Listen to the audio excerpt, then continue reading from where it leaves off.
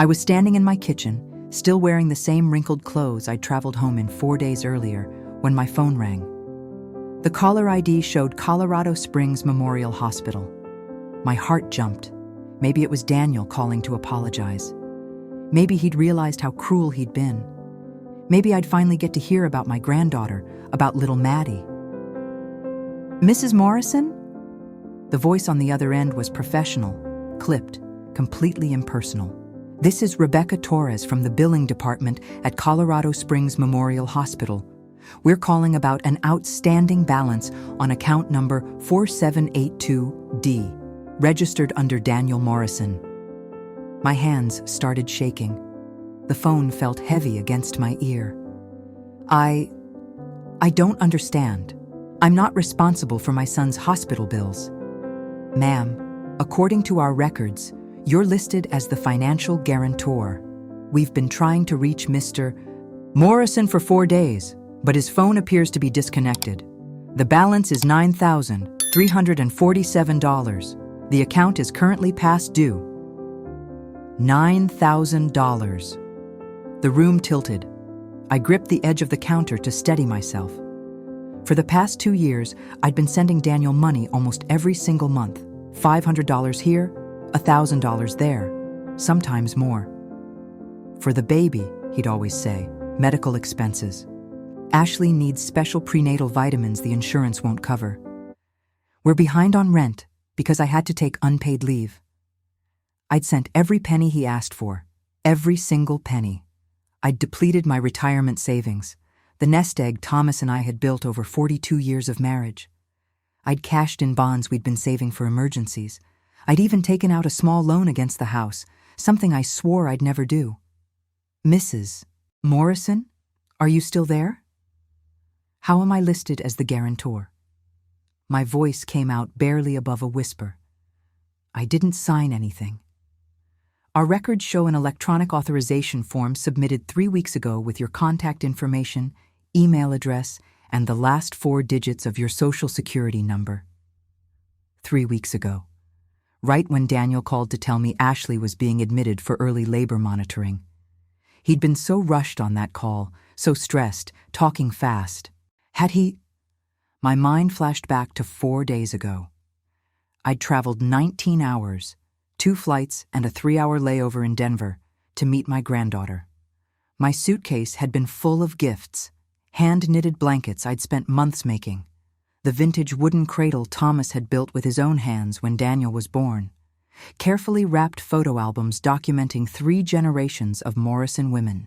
I'd practically run through those automatic hospital doors, my heart bursting with love, my eyes searching for room 412 where Daniel said Ashley would be. And then I saw him, my son, my Daniel, standing in that sterile corridor with his arms crossed, his face harder than I'd ever seen it. "Mom, what are you doing here?" That should have been my first warning. But I was too excited, too full of grandmother's love to hear the coldness in his voice. "I came to meet my granddaughter. Oh, Daniel, I got here as fast as I could." He held up one hand like a traffic cop stopping traffic. "Mom, stop. Ashley only wants her family here right now." The words hit me like a physical slap.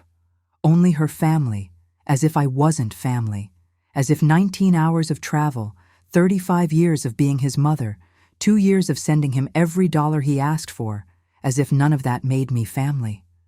But what came next was even worse. He leaned closer, his voice dropping to a harsh whisper that I can still hear in my nightmares. "Don't push this, Mom. She never liked you."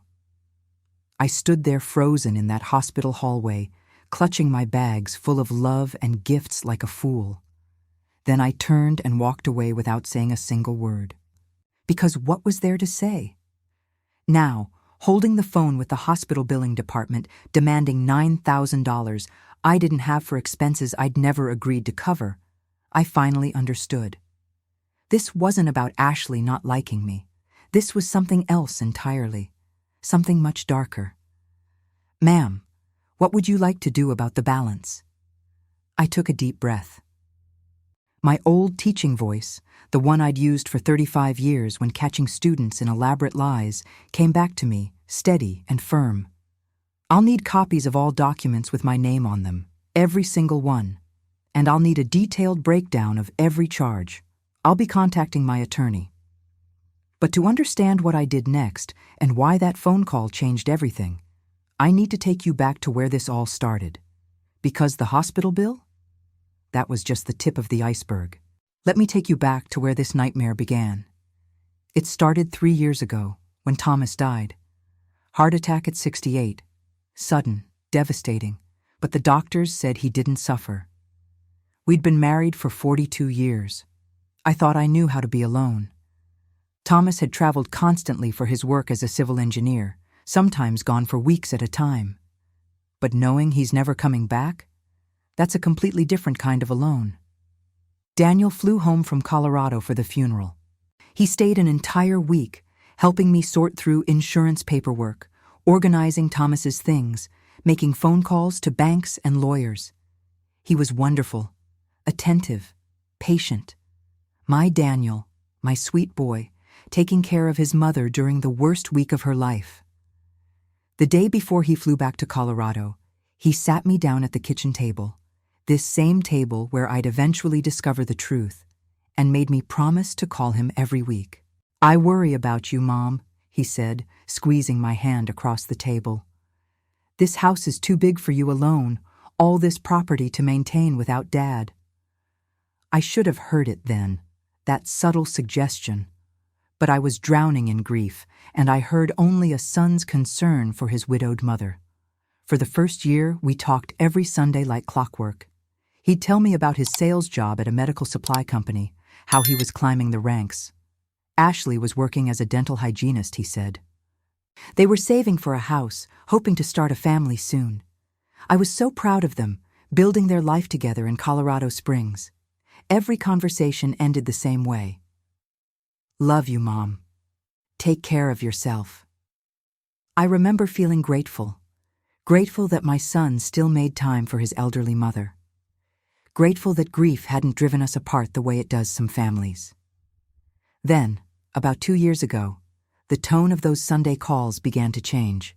"Mom, I hate to ask this, but we're a little short this month."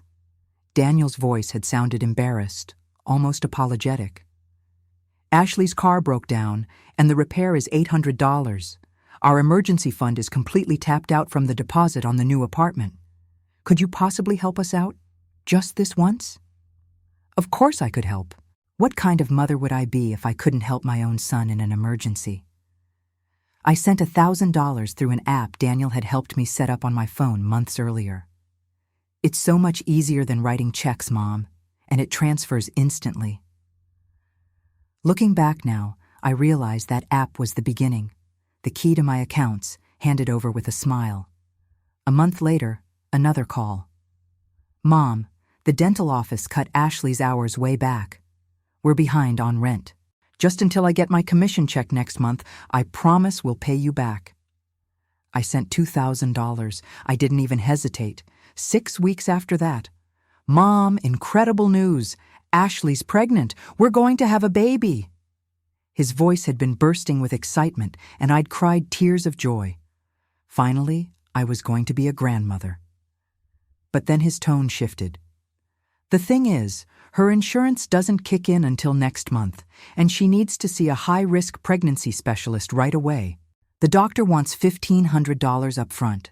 I sent $2,000 for my grandchild. For the baby I couldn't wait to meet." Each time, Daniel was apologetic, grateful, full of promises. "As soon as this big project closes, I'll pay you back. When Ashley goes back to full-time, we'll get caught up. After my bonus comes through, I swear." The promises sounded sincere. The payback never materialized, but the requests kept coming. Have you ever noticed how things can escalate so gradually that you don't see it happening? That's what this was like. At first, he asked maybe once a month. Then it became every other week, then weekly. The amounts grew too. 500 became 1,000. 1,000 became 3,000. Before I knew it, I was pulling money from places I'd sworn never to touch. First, my checking account, then my savings. Then the bonds Thomas and I had bought during better times, bonds we'd planned to leave to Daniel someday. Then, and this still makes me sick to think about, I took out a home equity loan for $30,000. $30,000 borrowed against the house Thomas and I had paid off years ago. Daniel said they needed it for the nursery and medical expenses. We want everything to be perfect for your grandchild, Mom. You understand, right? Your grandchild. He knew exactly what strings to pull. What grandmother wouldn't want her grandchild to have everything they needed? My friend Lydia noticed the changes before I did. We'd taught together at Lincoln High School for 20 years before we both retired, and we'd been having lunch together every month for the past 5 years. 3 months ago, when I paid for lunch with my debit card instead of my usual credit card, she frowned. "Eleanor, is everything all right? Financially, I mean?" "Of course," I'd said too quickly, my voice too bright. "Just helping Daniel and Ashley with the baby expenses. First grandchild, you know how it is." Lydia had given me that look, the same look she used to give students who claimed their dog ate their homework. "Eleanor Patricia Morrison, how much have you sent them?" I tried to laugh it off, but Lydia was like a dog with a bone. She kept pushing, kept asking, until finally I admitted that I wasn't entirely sure of the exact amount. I hadn't been keeping careful track. What kind of mother keeps a ledger when she's helping her only child? "Eleanor." Lydia's voice had been gentle but firm, the way she spoke when she was genuinely worried. "Promise me you'll add it up tonight, all of it, every single transfer." I did. That night, I sat at this kitchen table and went through every bank statement, every transaction on that app Daniel had set up, every canceled check. My hands shook as I wrote the numbers in my old grade book. Force of habit, using the columns designed for student scores to track my own financial devastation. The total made me stop breathing. $127,000. $127,000 in 22 months. I sat at this table until 3 a.m, staring at that number, unable to process what it meant. That was more than half of my retirement savings. That was the money Thomas had worked 60-hour weeks to secure for us. That was supposed to last me another 20 years or more. But it was for the baby, I kept telling myself. For Daniel. For family. That's what family does, right? The next morning, my hands were still shaking when I called Daniel. I tried to keep my voice calm, reasonable. "Daniel, honey, I've been reviewing my finances. I've sent quite a bit of money over the past couple of years. I think we need to talk about some kind of repayment plan. Nothing aggressive, just maybe $50 a month to start?" The silence on the other end lasted so long, I thought the call had dropped. "Mom." When he finally spoke, his voice was ice cold. "Are you seriously asking me for money back right now, while Ashley is 8 months pregnant? What kind of grandmother—" "I'm not asking for all of it back," I'd interrupted, hearing the desperation in my own voice. "Just, maybe we could work something out, something small." "I can't believe you." His voice rose, sharp and accusing. "After everything we're going through, Ashley was right about you." My heart dropped into my stomach. "Right about what?" "I have to go. Ashley needs me." He hung up. That was 6 weeks ago. He didn't call the following Sunday, or the Sunday after that. I texted. I left voicemails. Nothing but silence. Then, 3 weeks ago, my phone finally rang. Daniel's name on the screen. I'd grabbed it so fast I nearly dropped it. "Mom." His voice was rushed, stressed, talking a mile a minute. "Ashley's in the hospital. Early labor. They're trying to stop it, but she might have the baby any day now. It's touch and go. I'll keep you updated, okay?" "Should I come?" I'd asked immediately, already mentally planning the trip. "I can get a flight tomorrow." "No, not yet. Let me see how things go first. Too many people will stress her out. I'll call you the minute the baby's born." Every single day, after that call, I waited by the phone. I packed and repacked my suitcase. I kept the flight booking website open on my laptop, ready to buy tickets the second he gave me the word. I'd already picked out which blankets to bring, which photos, which family heirlooms. Finally, 4 days ago, The text came at 6 in the morning. Baby girl born this morning, 6 lbs 3 Oz, everyone healthy. I booked the next available flight without even checking the price. 19 hours of travel time, 2 planes, 1 long layover. I didn't care. I was going to meet my granddaughter. Looking back now, I realized Daniel never actually invited me. He just sent information. But I was too excited, too overwhelmed with love and joy to read between those lines. 19 hours later, I walked into that hospital corridor carrying bags full of gifts and a heart full of love. And my son looked at me like I was a stranger who'd wandered into the wrong room. That's when I knew. Something was terribly, horribly wrong. And somehow, I was going to find out exactly what. The plane ride home from Colorado was a blur of tears and confusion. I cried through the entire first flight. I cried during the layover in Denver. I cried on the second flight back to Portland. The woman sitting next to me on that last leg asked if I was all right, and I couldn't even answer her. What would I say? My son threw me out of the hospital when his daughter was born because his wife never liked me. It sounded crazy even in my own head. When I finally got home, I did what I always do when I'm overwhelmed. I cleaned. I scrubbed the kitchen counters until my hands were raw. I organized closets that didn't need organizing. I did anything to keep my mind from replaying that moment in the hospital corridor over and over again. But sitting in the Denver airport during my layover, waiting for my connecting flight, I'd done something that changed everything.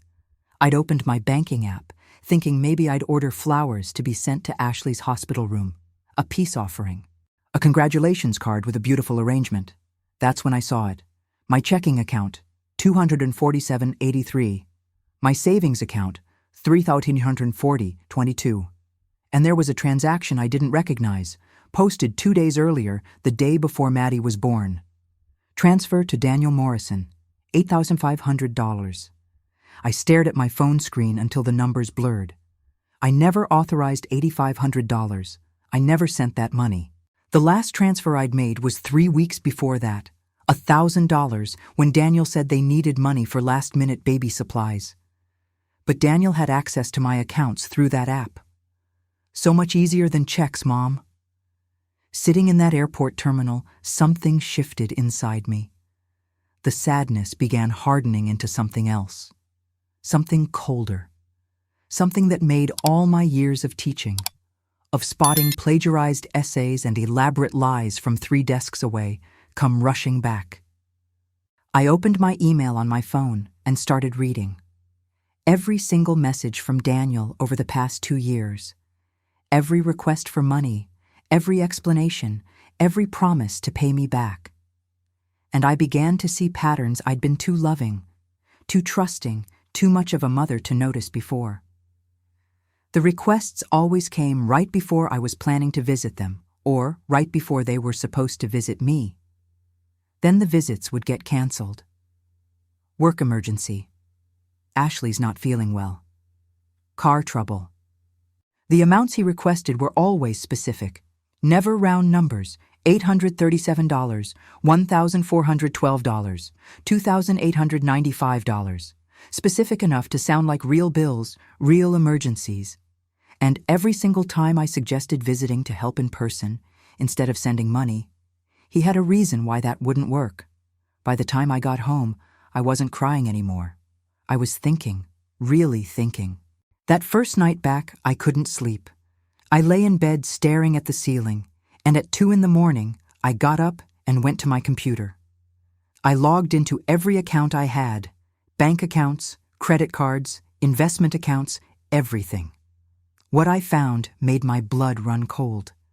There were 3 credit cards I'd never opened, 3 cards in my name, all with balances.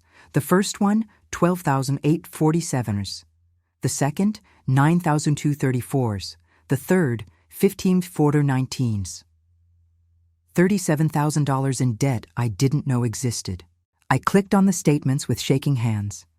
Jewelry stores, electronics, furniture, a payment to something called Mountain View Realty, all charges from Colorado Springs. My son had opened credit cards in my name. I felt like I was going to be sick. I ran to the bathroom and dry-heaved over the toilet, but nothing came up except bile and betrayal. When I came back to the computer, I made myself keep looking.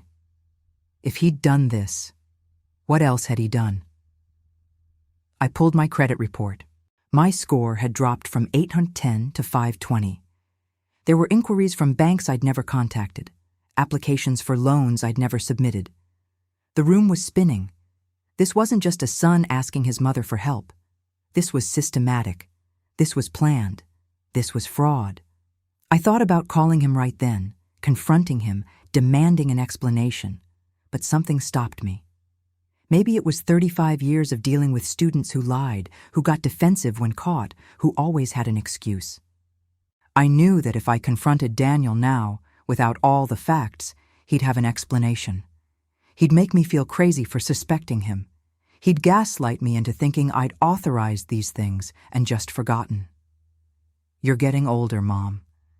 Memory isn't what it used to be, right? I could already hear him saying it. No. If I was going to do this, I needed proof, real proof, undeniable proof. The next morning, exhausted from no sleep, I called my bank. I waited on hold for 47 minutes, and when I finally got a representative named Marcus on the line, I explained what I'd found. "Ma'am, I'm so sorry this is happening to you," Marcus said, his voice genuinely sympathetic. "Unfortunately, what you're describing is called financial exploitation. It's more common than people think, especially when family members have access to accounts. What do I do?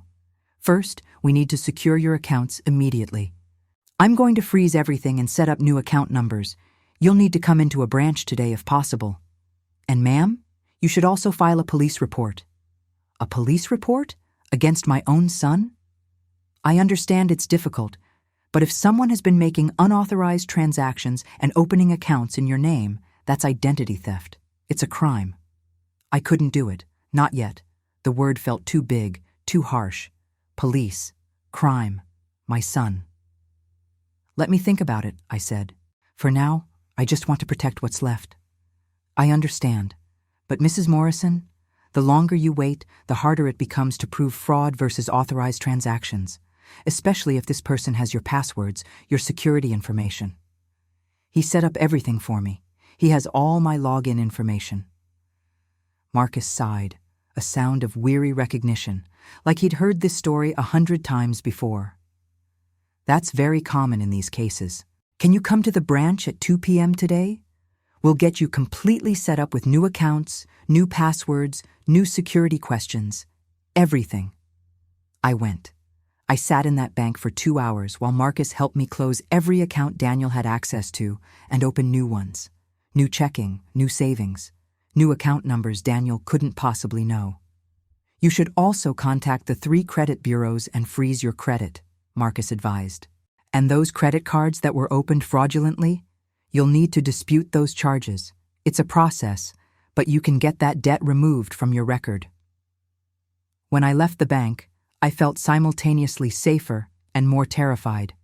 I'd cut Daniel off from my accounts, but I still didn't understand the full scope of what he'd done, and I was afraid to find out. That night, Lydia called. "How are you holding up? Did you get to meet the baby?" I started crying. Not the quiet tears I'd shed on the plane, but deep, wrenching sobs that came from somewhere I didn't know existed. "Eleanor? Eleanor, what happened?" I told her everything. The hospital rejection, the mysterious transfer, the credit cards, all of it. She listened in complete silence until I finished. "Oh, honey," she said softly, "I'm so sorry. But Eleanor, you need professional help with this. Legal help. I know someone. Martin Goldstein. He handled my mother's estate, and he specializes in elder law. He's expensive, but he's brilliant. Can I call him for you? I don't know if I can afford—" "Eleanor, you can't afford not to. If Daniel has been doing this for 2 years, who knows what else is out there? You need someone who knows how to dig, how to find everything. Please, let me call him." I agreed, because I didn't know what else to do. 2 days later, I sat in Martin Goldstein's office. He was maybe 60 years old, gray-haired, with kind eyes but a handshake that meant business. I handed him the folder I'd prepared: bank statements, the credit card statements I'd printed, text messages, emails, the hospital billing notice. He read through everything in complete silence for 20 minutes while I drank terrible coffee from his waiting room and tried not to throw up from anxiety. Finally, he looked up at me. "Mrs. Morrison, I'm not going to sugarcoat this. What your son has done is serious. Identity theft, wire fraud, credit fraud. These are felonies. The question is, what do you want to do about it?" "I want to understand how bad it is. I want to know everything. And then I want to figure out how to stop him from taking anything else." Martin nodded slowly. "That's smart. Let me do a complete investigation. I'll need you to sign some authorizations so I can pull records, bank records, credit applications, any legal documents filed in your name. We'll build a complete picture of what's been happening." "How long will that take?" 2 to 3 weeks, maybe sooner. And Mrs. Morrison, I need to warn you. Sometimes when we start digging in these cases, we find things that are worse than the client expected. Are you prepared for that?" I thought about Daniel's face in that hospital corridor, the coldness, the dismissal. "She never liked you." "Yes," I said. I spent the next 2 weeks in a strange kind of limbo. I went through my daily routines, grocery shopping, morning walks, watering my garden. But everything felt surreal, like I was living in someone else's life. How does a mother go about her normal day knowing her son might be systematically stealing from her? During those 2 weeks, Daniel called me 3 times. The first call came 2 days after I'd hired Martin. My new phone number, the one Daniel didn't have, stayed silent. But he called my old cell, the one I'd kept active just to see what he'd do. "Mom, why isn't the hospital payment going through? They're threatening to send us to collections. You said you'd handle it." I'd never said I'd handle it, but according to Daniel's version of reality, I had. I didn't answer. I let it go to voicemail and saved the recording. Evidence. The second call came 5 days later. His voice was different this time, harder, more demanding. "Mom, I don't know what game you're playing, but you need to send that hospital money. Ashley is having a breakdown. Her mother had to come stay with us because she's so stressed. Is this really what you want? To punish your own granddaughter because you're mad about the hospital thing?" Punish my granddaughter. As if the baby I'd never met, the baby I'd been prevented from meeting, was somehow suffering because I wouldn't pay a bill I'd never agreed to cover. I saved that message too. The third call came 10 days after I'd hired Martin. This time, Daniel's voice was almost pleading. "Mom, please, I'm begging you. They're going to sue us. Our credit will be destroyed. We could lose the apartment. Please, just this one last time, help us. I promise I'll pay you back. Every penny. I'll set up a payment plan, get it in writing, whatever you want. Please." I almost broke. That voice, it sounded like my Daniel, the boy who used to crawl into bed with me during thunderstorms, the teenager who cried watching sad movies, my son. But then I remembered the credit cards, the unauthorized transfers, the $8,500 taken the day before his daughter was born. I saved the message and didn't call back. Lydia came over for dinner that night. She took one look at me and pulled me into a hug. "You look exhausted," she said. "I can't sleep. Every time I close my eyes, I see Daniel as a little boy. I keep thinking about all the times I tucked him in, all the scraped knees I bandaged, all the school plays I attended. Where did that boy go, Lydia? How did he become this?" "Oh, honey, people change.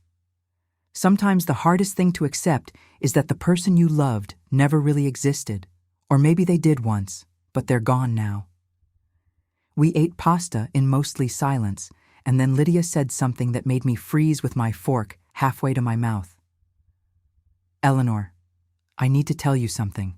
I wasn't going to say anything until you heard from your lawyer, but I saw Daniel." "What?" 3 months ago. I was in Portland for my niece's wedding and I saw him. He was at this upscale restaurant with Ashley. They were celebrating something. Champagne, expensive steaks, the whole thing. I almost went over to say hello, but something stopped me. My hands started shaking. 3 months ago? That's when he told me they were behind on rent. That they needed $3,000 or they'd be evicted. I know. That's why I didn't say anything at the time. I thought maybe I was wrong. Maybe they'd come into some money. Maybe it was a special occasion. But Eleanor, Ashley was wearing a diamond bracelet I've only ever seen in jewelry store windows, the kind that costs thousands of dollars. The jewelry store charge I'd seen on one of those fraudulent credit cards. $7,800. He bought it with my money, I whispered. He opened a credit card in my name and bought his wife expensive jewelry while telling me he couldn't pay rent. Lydia reached across and squeezed my hand. I'm so sorry.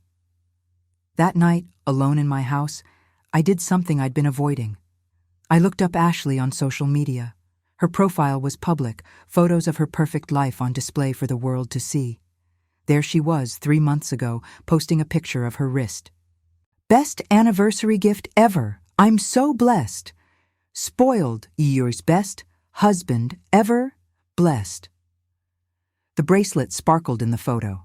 My bracelet, paid for with my stolen credit. I scrolled further. There were photos of their apartment, not some rundown place about to evict them, but a modern, spacious 2-bedroom with new furniture. Photos of dinners at expensive restaurants. Photos of a weekend trip to Aspen to celebrate the pregnancy. All while Daniel was calling me, crying about being behind on bills, begging for money for medical expenses. I felt something crack inside me. Not my heart breaking. That had already happened. This was something else, something harder, something that felt almost like armor forming around my chest. The next morning, Martin Goldstein called. Eleanor, I need you to come to my office. I've finished the investigation. His voice was grim enough that I knew whatever he'd found was bad. I drove to his office in a daze. When I walked into his conference room, the table was covered in documents, stacks and stacks of papers. Sit down, Martin said gently. This is going to be difficult to hear. He slid a document across the table. This is a quitclaim deed filed 8 months ago with the Colorado County Recorder's Office. It transfers ownership of your house, your Oregon property, to Daniel Morrison. I stared at the paper. My signature was at the bottom, notarized and official looking. I never signed this. I know. We had it examined by a forensic document expert. The signature is forged, and the notary seal is fraudulent. The notary whose stamp appears on this document had her license suspended 3 years ago. The room tilted. My house? He tried to steal my house? Yes. The only reason it didn't go through is because Oregon has specific requirements for out-of-state property transfers, and Daniel apparently didn't do his homework thoroughly enough. The county recorder's office flagged it as incomplete and sent you a verification letter. Do you remember receiving anything like that? I did, 7 months ago. A confusing official-looking letter about property documentation that I'd thought was some kind of scam. I'd thrown it away. I got something. I thought it was junk mail trying to scam me. Ironically, throwing it away saved your house. When you didn't respond with the additional documentation they requested, the transfer was never finalized. But Eleanor, this shows clear intent. He wasn't just taking money for living expenses. He was planning to take everything.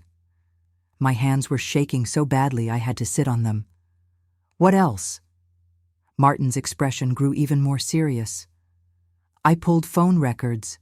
Over the past 14 months, Daniel has been in regular contact with a real estate agent here in Oregon. They've had 23 phone conversations, many lasting over 30 minutes. He was going to sell my house. We contacted the agent. She confirmed that Daniel approached her about listing your property. He told her you were moving to Colorado to be near your new grandchild and wanted a quick cash sale. He specifically requested that she prepare paperwork for a power of attorney arrangement so he could handle the sale on your behalf. I couldn't breathe. Every conversation about the house being too big for me. Every suggestion that I might be happier in a smaller place. Every comment about senior communities near them in Colorado. It had all been leading to this. They were going to take my house, and then what? Put me in some facility? Martin pulled out more documents. These are text messages between Daniel and Ashley that we obtained through a legal subpoena after filing a preliminary civil complaint. Eleanor, I'm sorry. They're very hard to read. He handed me printed screenshots. I forced myself to read them. Daniel to Ashley, 18 months ago. Talked to Mom today. She's so lonely since Dad died. I think we can get at least $200K out of her before she realizes what's happening. Ashley to Daniel. Just make sure you space it out. Don't make it too obvious. And keep playing up the baby stuff. That's what really gets her. Daniel to Ashley, 12 months ago. She actually took out a home equity loan. Can you believe it? This is almost too easy. Ashley, did you tell her it was for the nursery? Daniel, nursery and medical bills. She totally bought it. I almost feel bad, Lowell. Ashley, don't feel bad. She has way more than she needs. We're about to have a baby. She's old and alone. What does she need a huge house and all that money for? The words blurred as tears filled my eyes. Almost feel bad, lol. My son, the baby I'd carried for 9 months, the child I'd raised, the boy I'd loved with every fiber of my being, had written, I almost feel bad, Lowell, about stealing from me. There's more, Martin said quietly. Keep reading. Daniel to Ashley, 9 months ago. Real estate agent says the house could sell for $650K. Once we get the deed transferred, we can tell Mom we got her into a nice senior community nearby. Split the money with her, and we still walk away with over $300K. Ashley. What if she says no? Daniel. She won't. I'll tell her we found the perfect place, that she'll be closer to the baby. She'll want that. Ashley. But what if she still refuses? Daniel. Then we have plan B. We tell everyone she's showing signs of dementia, get power of attorney, and make the decision for her. I've already been planting seeds with her friends about her forgetting things and getting confused. Ashley. You're so smart, babe. This is why I married you, LOL. I couldn't read anymore. I pushed the papers away and put my head in my hands. They were going to institutionalize me, I said, my voice barely above a whisper. They were going to tell people I had dementia and lock me away somewhere. That appears to have been their backup plan, yes, Martin confirmed. There's also evidence that Daniel consulted with a law firm in Denver 6 months ago, before the baby was even born, specifically about grandparent rights in Colorado. He wanted to make sure you'd have no legal recourse to see your granddaughter. Everything suddenly made horrible sense. The hospital scene, throwing me out, making sure I couldn't meet Maddie. It wasn't about Ashley's preferences or stress levels. They never intended for me to be part of that baby's life. I was just a bank account to drain, and once I was empty, I was supposed to disappear. How much? I asked, my voice hollow. Total. How much did they take? Martin consulted his notes. Between unauthorized transfers, fraudulent credit cards, and the home equity loan he convinced you to take out, which we've confirmed went directly to his account, the total is approximately $213,000. $213,000. That was most of my retirement savings. That was the life Thomas and I had built over 42 years of marriage. That was supposed to carry me through my remaining years. What are my options? I asked. You have 3 main choices, Martin said. Option 1, civil lawsuit for fraud and financial exploitation. We have overwhelming evidence. You'd likely win a judgment, but collecting would be difficult. Daniel has no significant assets. Everything he took from you has been spent. You might recover 20% over many years, maybe less. Option 2, criminal charges, identity theft, wire fraud, credit card fraud, attempted real estate fraud, forgery. These are serious felonies. If prosecuted, Daniel could face significant prison time. The benefit is that criminal sentencing often includes court-ordered restitution. My son, Prison. The words didn't seem to fit together in my mind. Would I get my money back? Some of it, potentially, though restitution is usually paid over many years, sometimes decades. But Eleanor, I need to be honest with you. The criminal route isn't primarily about money recovery. It's about consequences. It's about making sure he can't do this again, to you or to anyone else. And option 3? You do nothing. You've already secured your accounts and protected your house. You cut him off completely and rebuild your life without him. He gets away with what he's done, but you don't have to go through the trauma of prosecution. And he keeps my money. Most of it, yes. And if he has any information we haven't secured yet, he could potentially try again. And someday, he might do this to someone else. Statistically, people who commit financial elder abuse don't stop with one victim. I thought about Ashley's mother, Patricia, the woman who'd sent me that threatening text message. Would they target her next when they ran out of my money? Or maybe they'd wait until Maddie grew up and had savings of her own. I need time to think, I said. Take a few days. But Eleanor, in my 30 years doing this work, I can tell you that the clients who regret inaction far outnumber those who regret taking action. That night, I couldn't sleep again. I lay in bed thinking about 2-year-old Daniel crying because he'd accidentally broken my favorite vase playing indoor soccer. I'm sorry, Mommy. I'm so sorry. He'd been genuinely distraught, this sweet little boy who couldn't bear the thought of disappointing me. Where did that boy go? Or had he ever really existed? At 2 a.m, my phone buzzed. A text from Daniel to my old number. Mom, I'm begging you. Please send the hospital money. They're going to sue us. Please. For Maddie. Don't punish an innocent baby because you're angry at me. For Maddie. The granddaughter I'd never been allowed to meet. The granddaughter I'd never be allowed to know, no matter what I did. I opened the folder of text messages Martin had given me and read them again. She's old and alone. What does she need a huge house and all that money for? I almost feel bad, Lowell, I texted Lydia, even though it was the middle of the night. Are you awake? She called immediately. What's wrong? I'm going to file criminal charges against Daniel, all of them. I'm going to make sure he faces consequences for what he did. Silence on the other end. Then quietly, Are you sure? No, but I'm going to do it anyway. Because if I don't, I'm teaching him that he can destroy people who love him. I'm teaching myself that I don't matter. That being his mother means accepting abuse and calling it family. You know people will judge you. Let them. People who haven't had their lives stolen by their own children don't get to have an opinion. Thomas would be proud of you, Lydia said softly. I started crying. Would he? I'm about to send his son to prison. You're holding him accountable. That's what parents are supposed to do. That's what love actually looks like sometimes. The next morning, I called Martin before I could change my mind. File everything, I said. Civil lawsuit, criminal complaint, all of it. I want him to face every possible consequence for what he's done.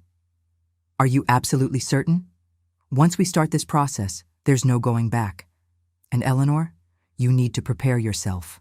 Daniel will retaliate. He'll tell people you're crazy, senile, vindictive. He'll paint himself as the victim and you as the villain. I have evidence, text messages in his own words. Let him try to explain those. Evidence doesn't always matter in the court of public opinion. I'm not worried about public opinion, I said, and I realized I meant it. I'm worried about justice. I'm worried about the next person he'll do this to if nobody stops him. File everything. All right, I'll prepare the paperwork. We'll have everything ready to file by the end of the week. I hung up and sat in my kitchen, looking around at the house Thomas and I had made into a home. The house Daniel had tried to steal. The house I'd almost lost because I'd been too trusting, too loving, too much of a mother. Not anymore. I wasn't going to be a victim. I was going to be a fighter. And Daniel was about to learn that you don't underestimate a woman who spent 35 years catching students in lies. The day the police arrived at Daniel's apartment in Colorado was the day the weather turned cold here. I remember watching raindrops snake down my window while I sat at my kitchen table, phone in hand, waiting for Martin's call. He'd filed everything: fraud, theft, forgery, every charge we could. I kept imagining Daniel's face when the knock came, the confusion, the denial, maybe even relief that the truth finally caught up with him. Part of me was still his mother, despite it all, wanting to shield him, even as another part was determined to see justice done. When the official call came, I learned Daniel had been arrested without a scene. No resistance, no big display. Ashley called me that night, her voice ragged with fury and fear. "You ruined our lives. Daniel's daughter needs her father, and you've turned the world against us. How could you do this to your own family?" For a moment, I nearly apologized. Decades of conditioning. But then I remembered the diamond bracelet, the quitclaim deed, the text messages that reduced my life's work to a punchline. I stood firm. "I'm not the one who destroyed this family," I said quietly. "Daniel made his choices. Now he'll face the consequences." Ashley screamed something about never forgiving me. She hung up, and I let the silence sit heavy in the room.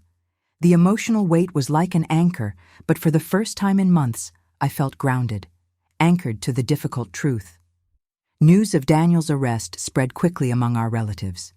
My niece Carolyn called, her voice full of concern for me, not judgment. "Whatever you need, Aunt Eleanor, I'm here," she promised. If only Daniel's support had felt like that, honest and unconditional, not transactional. Over the next week, the police searched Daniel's apartment and found the forged notary stamp, original bank statements, and correspondence with real estate agents. Physical, undeniable evidence. Martin worked with detectives to freeze any hidden accounts and ensure no assets could be liquidated or transferred. I received letters from all 3 credit bureaus confirming fraud alerts and new locks on my profile. The first court hearing was fast. Daniel, through a public defender, begged the judge for leniency. He claimed I'd agreed to everything, that the money was gifts from a loving mother, that I was confused and overwhelmed since Thomas died. Sitting in the back of that courtroom, I faced the hardest moment of my life. The dividing line between being a mother and being her own protector was never starker. My hand shook as I read out the totals, showed the records, and played the voicemails. But I never wavered. The most surreal day was when Ashley's mother, Patricia, cornered me right outside the courthouse. "You'll end up alone, Eleanor. You think this is justice, but you're just a bitter old woman whose own family will despise her." I looked into her eyes and saw the same entitlement and denial that had lived in Daniel and Ashley's words these past years. Inside, I felt something change. Resolve, not anger, not shame. I was done explaining myself to people who refused to see the truth. Midway through the proceedings, Daniel finally broke down and tried to call me from county jail. He'd left message after message, shifting from denial to rage to pleading. "Please, Mom, drop the charges. We'll pay you back somehow. I'm so sorry. I swear. Just make this stop." Each message wore away at the last traces of illusion I'd clung to about the boy he'd been. Martin cautioned me. The prosecution may offer a deal. He pleads guilty, avoids a lengthy trial, gets mandatory counseling and restitution installments. I listened to all the legalese, but my mind was somewhere else. Standing in my garden years ago, watching Daniel run through the sprinklers, chasing the dog, hair plastered to his forehead, laughing so hard I thought he'd burst. Nothing about this part of the story felt like winning. It felt necessary. When the offer came, Daniel's lawyer begged for a deal, reduced charges for an early guilty plea. But I told Martin to press on, to make every detail public. Not for revenge, but for acknowledgement. For other women like me who'd been told to just let it go for family's sake. During testimony, Martin read aloud Daniel and Ashley's texts about their plan, their jokes about how gullible I was, their clear strategy to isolate and gaslight me if I started asking questions. The courtroom was silent, except for Ashley's quiet sobs from the back row. For the first time, I didn't feel pity. I felt the heavy, clean air of honesty, as if a storm that had hung for years was finally breaking. The judge didn't decide that day. Court would resume in 2 weeks. But that afternoon, as I stepped out of the courthouse, I realized for the first time that the outcome almost didn't matter. I'd moved the story out of the shadows. I'd stood up not only for myself, but, maybe, for someone else watching, someone told by family to be quiet, to work it out privately. I chose exposure, even though it made me the villain in some eyes. That evening, I went home, poured myself a cup of tea, and watched the rain fall. My heart ached, but beneath the ache there was a new sense of possibility. For the first time in years, my life was my own. I didn't know what the future would look like, but I was no longer willing to trade my dignity for anyone's approval. If you've never faced exposing ugly truths in your own family, maybe it's easy to judge women like me. But if you have, if you've ever stared down love and betrayal from the people you gave everything to, then you know. There comes a point where you can't go back, only forward. Maybe you'd have done things differently in my place. I ask myself that some nights, even now. But what other choice was left? Because sometimes loving someone means refusing to let them destroy you. 2 weeks later, I walked back into that courthouse for the sentencing hearing. The building felt different this time, smaller somehow, less intimidating. Maybe it was because I'd already survived the worst part, telling the truth in public, facing down my own son's lawyers who tried to paint me as a confused, vindictive old woman. Maybe it was because I'd spent those 2 weeks coming to terms with what was about to happen. Daniel would be sentenced today. The plea deal had fallen through after the prosecution reviewed all the evidence Martin provided. They wanted to make an example of this case. Elder financial abuse was an epidemic, they said, and too often it went unpunished because victims were too ashamed or too frightened to speak up. I sat in the same back row I'd occupied before. Lydia was beside me, her hand occasionally squeezing mine when the anxiety got too heavy. Martin sat ahead of us, his leather briefcase full of documents we probably wouldn't need anymore. Everything had already been said. The courtroom filled slowly. Ashley arrived with her mother Patricia, both dressed in black like they were attending a funeral. Maybe they were, in a way, the funeral of the life they'd planned to build on my stolen money. Ashley carried a baby carrier, and my heart lurched when I realized little Maddie was there. 4 weeks old now. I'd never held her, never even seen her face clearly. Daniel was brought in wearing an orange jumpsuit that made him look younger somehow, more vulnerable. Our eyes met for just a second, and I saw something there I couldn't quite identify. Anger? Shame? Regret? Maybe all three. The judge entered, and we all stood. Judge Patricia Hernandez was in her 60s, a no-nonsense woman with steel gray hair and sharp eyes that seemed to see through every excuse. She'd presided over the earlier hearings and had shown little patience for the defense's attempts to minimize what Daniel had done. "Mr. Morrison," she began, looking directly at my son, "before I deliver sentencing, I want to give you an opportunity to address the court. Do you wish to make a statement?" Daniel stood slowly. His lawyer, a young man fresh out of law school who'd been assigned to him, whispered something, probably advising him to keep it brief and remorseful. "Your Honor," Daniel's voice cracked, "I want to apologize to my mother. I never meant for things to go this far. I was desperate, trying to provide for my family, and I made terrible choices. I'm ashamed of what I did. I hope someday Mom can forgive me." The words sounded rehearsed, hollow. They probably were. His lawyer had undoubtedly coached him on exactly what to say. But even if they'd been genuine, they came 2 years and $200,000 too late. Judge Hernandez's expression didn't change. "Is that all?" "Yes, Your Honor. You may sit." She turned to look at me. "Mrs. Morrison, Would you like to make a victim impact statement? I hadn't planned to. I'd told Martin I didn't think I could do it, that I'd already said everything that needed saying. But something about sitting in that courtroom, seeing Daniel in that orange jumpsuit, seeing the granddaughter I'd never be allowed to know, something made me stand. Yes, Your Honor, I would. My legs were shaking as I walked to the front of the courtroom. I could feel everyone's eyes on me, Ashley's hateful stare, Patricia's contemptuous glare, Daniel's careful blankness, like he was trying not to react. I stood at the podium and looked at my son, really looked at him, maybe for the first time in years. Daniel, I began, my voice steadier than I expected. You asked if I can forgive you someday. I honestly don't know. What you did to me, it wasn't just about the money. You know that, right? He wouldn't meet my eyes. When your father died, I was lost, completely lost. And you were there for me. You called every week.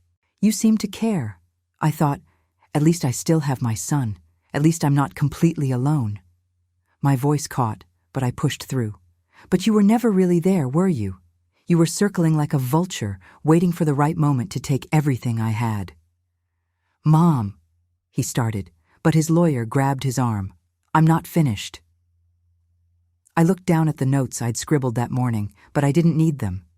These words had been living in my chest for months. You didn't just steal my money. You stole my peace of mind. You stole my ability to trust. You stole my chance to be a grandmother to that baby girl you brought here today. You used my love against me like a weapon. I turned to Judge Hernandez. Your Honor, I spent 35 years as a high school English teacher. I've seen thousands of young people make mistakes, bad choices, stupid decisions. And I've seen them learn and grow and become better people.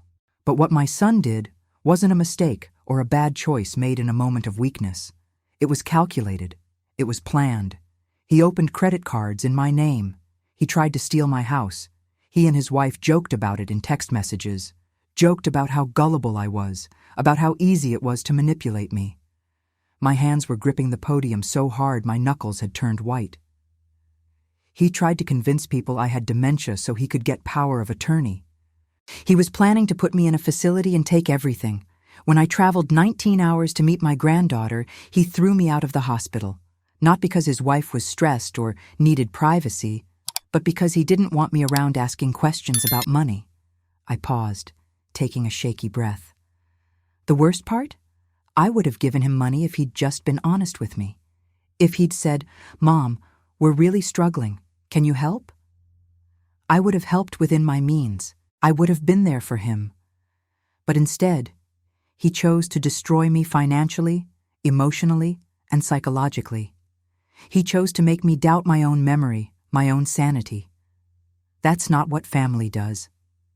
That's not what love looks like. Tears were rolling down my cheeks now, but I didn't wipe them away.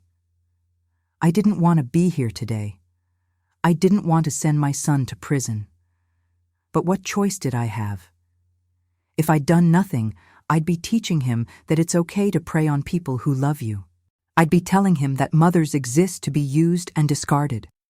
And I'd be setting him up to do this to someone else down the road, maybe Ashley's mother, maybe even his own daughter someday, when she's old enough to have assets. I finally looked directly at Daniel again. So, no, son, I can't forgive you. Not today. Maybe not ever. Because forgiveness requires acknowledgement of harm, genuine remorse, and changed behavior. And I haven't seen any of that from you. What I've seen is excuses, manipulation, and carefully rehearsed apologies designed to get you a lighter sentence. I turned back to the judge. Your Honor, whatever sentence you decide is appropriate, I support it. My son needs to understand that there are consequences for his actions. Real consequences. And maybe, prison will give him the time and space to actually think about what he's done and become the person I once believed he was. I walked back to my seat on trembling legs. Lydia squeezed my hand so hard it hurt, but I needed that pain. It reminded me I was real, that this was really happening, that I'd actually just said all those things to my son in open court. Judge Hernandez made some notes, then looked up. Mr. Morrison, I've presided over hundreds of cases in my 20 years on the bench. Financial elder abuse cases are among the most disturbing because they involve a fundamental betrayal of trust. When an elderly parent is victimized by their own child, the person they raised, loved, and sacrificed for, it represents a particularly heinous crime. Daniel's face had gone pale. I've reviewed all the evidence in this case, she continued. The unauthorized transfers, the fraudulent credit card applications, the forged quitclaim deed, the text messages showing premeditation and planning. This was not a momentary lapse in judgment. This was a systematic, calculated campaign to defraud your own mother of her life savings. She paused, letting the words sink in. I've also noted that you showed no genuine remorse until you were caught. You attempted to gaslight your mother into thinking she was mentally incompetent. You conspired with your wife to take her home and place her in a facility against her will. You denied her access to her grandchild as part of your scheme to isolate and control her. Ashley made a small sound, a sob or a gasp, from the back of the courtroom. The prosecution has recommended a sentence of 6 years in state prison, with mandatory restitution of the full amount stolen. The defense has asked for probation and community service, arguing that you're a first-time offender and a new father. Daniel leaned forward slightly, hope flickering across his face. However, Judge Hernandez said firmly, this court must consider not only the severity of the crime, but also the need to deter others from committing similar offenses. Elder financial abuse is an epidemic in this country, and it thrives because victims are too ashamed to report it, and families pressure them to keep it private. She looked at me, then back at Daniel. Your mother showed remarkable courage in coming forward. She refused to be silenced or shamed. And this court will not send a message that such crimes can be committed without serious consequences. My heart was pounding so hard I could feel it in my throat. Daniel Morrison, you are hereby sentenced to 5 years in state prison, with the possibility of parole after 3 years if you demonstrate genuine rehabilitation. You are ordered to pay restitution in the full amount of $213,000, plus interest and court costs. You will also be required to complete financial ethics counseling and are permanently barred from serving as power of attorney or legal guardian for any person. 5 years. Daniel would miss the first 5 years of his daughter's life because of choices he made, because of what he did to me. I should have felt satisfied, vindicated, victorious. Instead, I felt hollowed out, empty, like something had been carved from my chest and nothing would ever fill that space again. Ashley stood up, sobbing loudly, and practically ran from the courtroom carrying Maddie. Patricia followed, pausing only to shoot me a look of pure hatred before disappearing through the doors. Daniel was led away in handcuffs. He looked back once, his eyes finding mine across the courtroom. I don't know what he was looking for. Absolution, maybe, or some sign that I still loved him despite everything. I looked away. Outside the courthouse, reporters were waiting. Apparently, the case had attracted media attention. Local teacher prosecutes own son for elder fraud made for compelling headlines. Martin fielded their questions while I stood behind him, exhausted and overwhelmed. Mrs. Morrison hopes this case will encourage other victims of elder financial abuse to come forward, he said in his professional attorney voice. Too often, these crimes go unreported because victims fear judgment or feel ashamed. But the shame belongs solely to the perpetrators, not the victims. A reporter called out, "Mrs. Morrison, do you regret prosecuting your own son?" I stepped forward before Martin could stop me.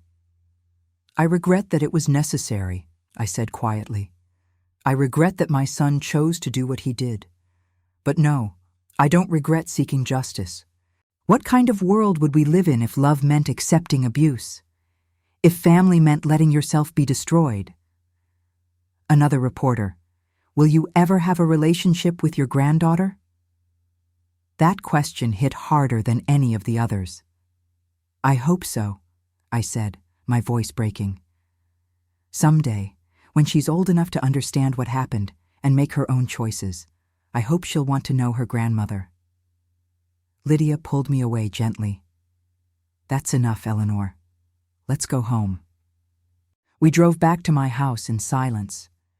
When we pulled into the driveway, I sat in the car for a long moment, just staring at my home, the home Thomas and I had built together, the home Daniel had tried to steal. Are you okay? Lydia asked. I don't know, I answered honestly. Ask me again in a year. That night, alone in my house, I sat at the kitchen table and looked at the photo album I'd packed in my suitcase for that hospital trip. 3 generations of Morrison women, smiling from yellowed photographs. My grandmother, my mother, me, and the space I'd left empty for Maddie. I'd thought that space would be filled with joy, with grandmother-granddaughter memories, with love. Instead, it would remain empty. Maybe forever. But I'd made my choice. I'd chosen myself. I'd chosen justice. I'd chosen to say that I mattered, that my life mattered, that 67 years of existence and 42 years of marriage and 35 years of teaching had value that couldn't just be erased by someone's greed. It was the right choice. It was the hardest choice, and I would have to live with it for whatever years I had left.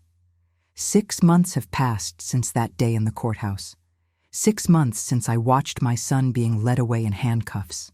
6 months since I chose justice over the illusion of family peace. The first month was the hardest.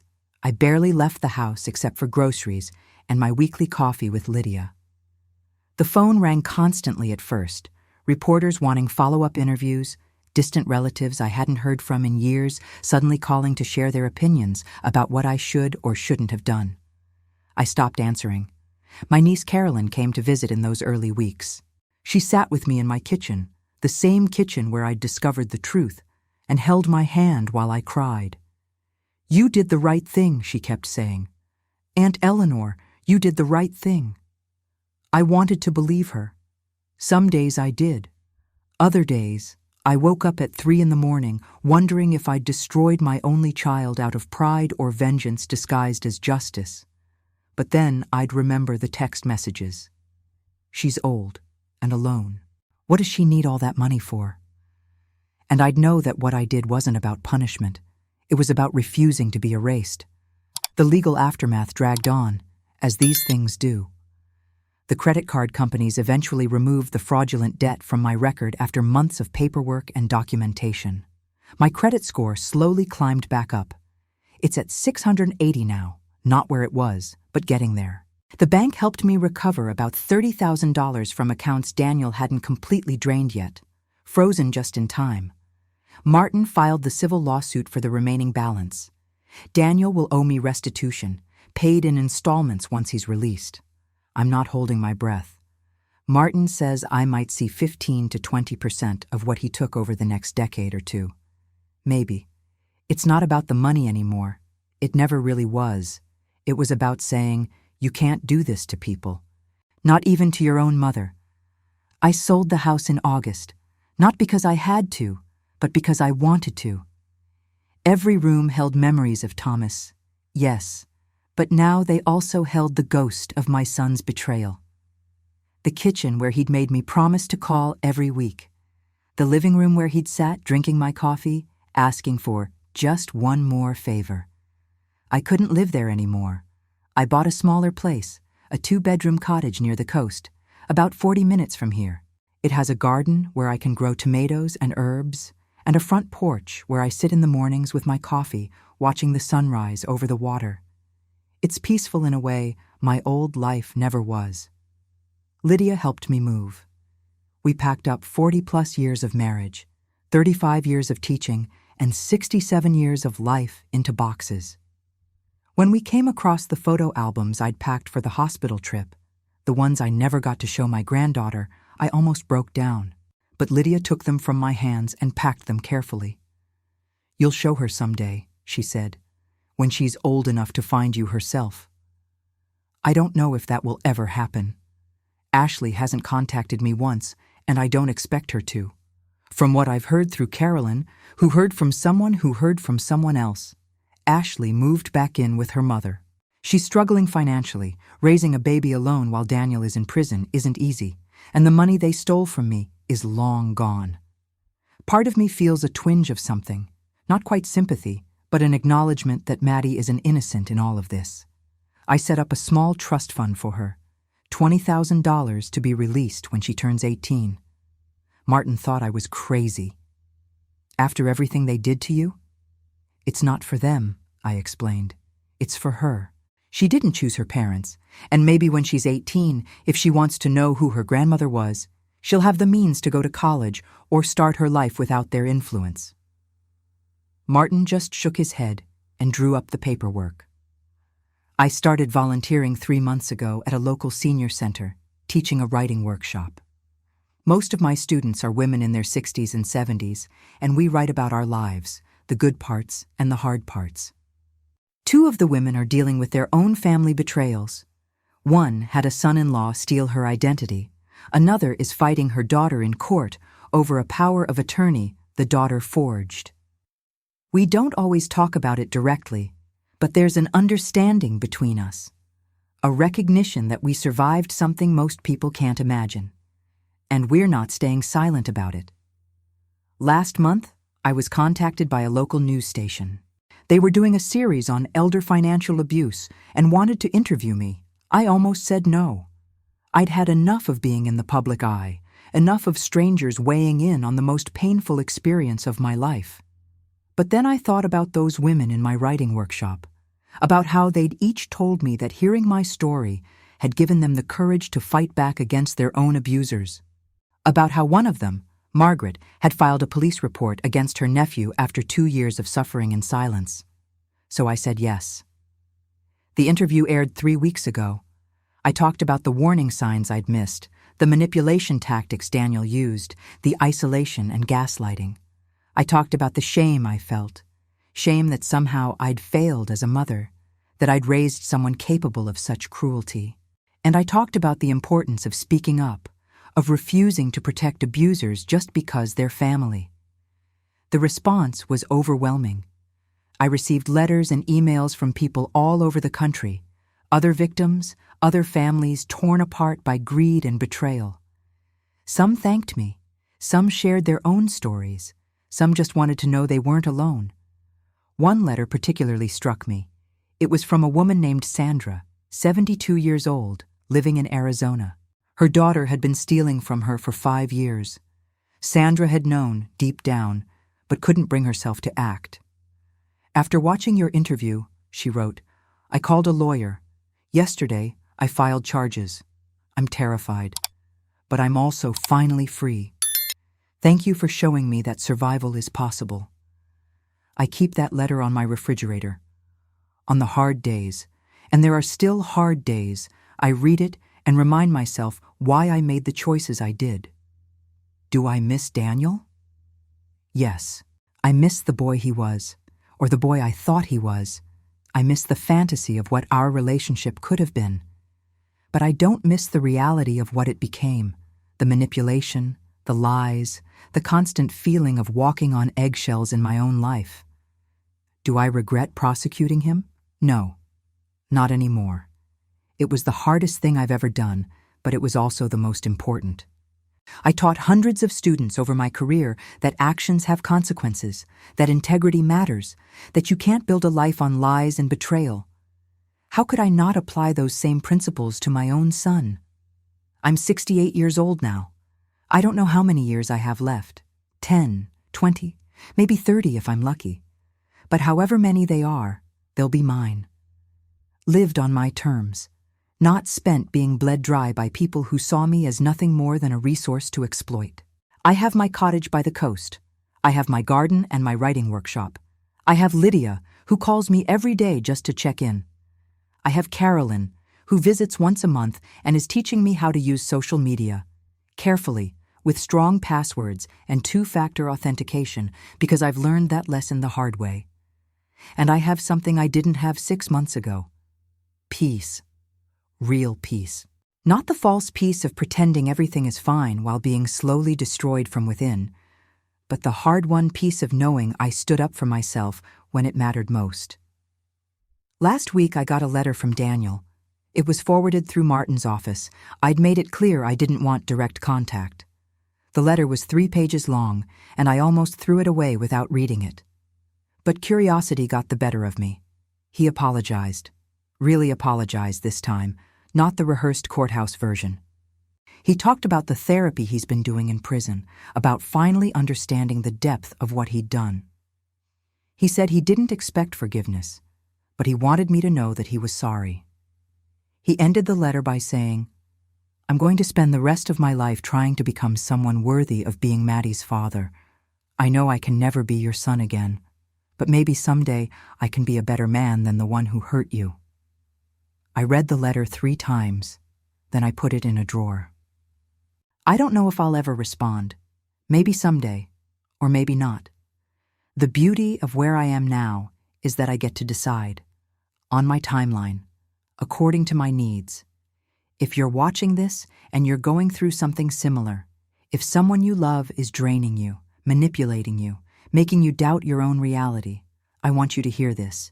You are not alone. What's happening to you has a name: financial abuse, emotional abuse, exploitation. And it's not your fault.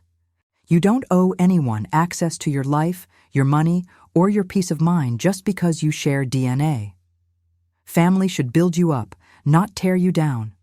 Love should feel like safety, not like constantly walking through a minefield. And if you have to make the hard choice, the choice to protect yourself, even if it means cutting off people you love, know that survival is not selfish. Speaking up is not betrayal. Choosing yourself is not cruelty. It's self-preservation. It's dignity. It's the absolute bare minimum of what you deserve. I'm Eleanor Morrison. I'm 68 years old. I'm a widow, a retired teacher, a survivor, and I'm finally, truly free. If this story resonated with you, please share it. Leave a comment telling me where you're watching from. And if you or someone you know is experiencing elder financial abuse, reach out for help. There are resources, lawyers, support groups. You don't have to face this alone. Thank you for listening to my story. I hope it helps someone out there find the courage to write their own ending.